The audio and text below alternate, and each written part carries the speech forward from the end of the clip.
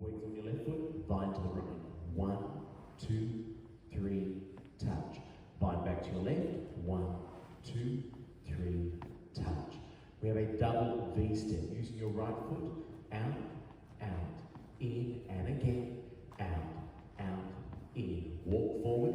1, 2, 3. Keep your left foot walking back. 1, 2, 3. Touch together. To make our turn, we paddle using your right toe, a quarter turn. Paddle again to the back. Now the weight goes left. Step to the right and step to the left. End of dancing. Let's try it one more time. 1, 2, 3, 4, 5, 6, 7. V step. Out. 2, 3. And again. Out. 2, 3. Walk forward. 1, 2, 3. Kick. Walk back. With a touch to paddle. Quarter turns. To the back. And step. And step.